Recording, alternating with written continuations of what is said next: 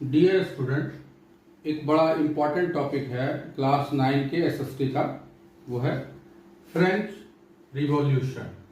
और उसमें जो पॉइंट है वो उसका इमीडिएट कॉज। इमीडिएट कॉज का मतलब है तत्कालिक कारण, जो कि इमीडिएट उसको ट्रिगर करता है उस रिवॉल्यूशन के लिए। ठीक है, तो रिवॉल्यूशन क्या होता है ना, कोई एक दिन का चीज नहीं है। ठीक है, बहुत दिन से बहुत सारी बातें हो रही होती हैं, लेकिन कोई इमीडिएट कॉज होता है। जैसे मान लीजिए कि कोई मैंने बारूद रखा हुआ, बस एक चिंगारी का जरूरत है और वो स्पार्क, इसको बोलते हैं इमीडिएट कॉज। ठीक है, तो उस सब के पीछे एक ना कहीं ना कहीं उसकी भूमिका होती है। ठीक है, इस जो फ्रेंच रिवॉल्यूशन है जो 1789 में हुआ, अगर इमीडिएट डेट बोलेंगे तो 14 जुलाई 1789 ये वेसल्स में जो प्रिजनर्स था उसको आम जनता ने रिहा करवा दिया। तो आखिर क्या कारण रहा होगा?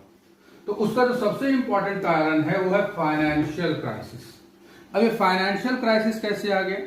फाइनेंशियल क्राइसिस ऐसे आ गया कि इस जो फ्रांस का जो था अमेरिका में कॉलोनी था, और उसके वहां पे जो स्ट्रगल को मैनेज करने में बहुत सारा उसका पैसा लॉस हो गया। दूसरा क्या है, 80 के दशक में, 1780 के दशक में क्या हो गया कि उसके दशक मतलब 10 साल को बोलते हैं, डिकेड बोलते हैं। तो 1780s के डिकेड में क्या हो गया कि उसका एग्रीकल्चर जो है, नेचर माने कभी सूखा पड़ जाए, कभी कुछ हो जाए, जिसके कारण उसका फसल बर्बाद हो गया। जब फसल बर्बाद हो गया तो आम जनता जो किसान है वो परेशान हो गया, तो उसका अर्निंग कम गया।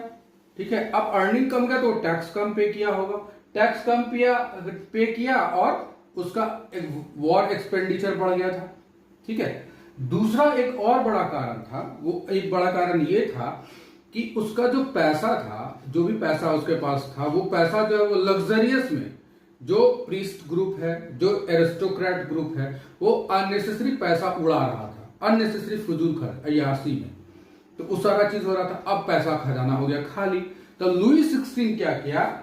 लुई 16 के समय में उसने वो टैक्सेशन इंपोज किया कि अब कैसे मैनेज करेंगे, तो टैक्स बढ़ाएंगे। तो टैक्स किस पर बढ़ाएंगे? तो उसने उस प्रीस्ट ग्रुप, उस जो है उसको छोड़ दिया, और सारा थर्ड स्टेट मतलब आम जनता, लोकल माने कॉमन पीपल, जो बिजनेसमैन है चाहे जो भी है, तो उस पर सारा टैक्स इंपोज हो गया। तो जब उस पर टैक्स इंपोज हो गया तो कैसे करेगा? अब इसके पास इतना पैसा नहीं था कि भुखमरी के समय में वो मैनेज कर सके।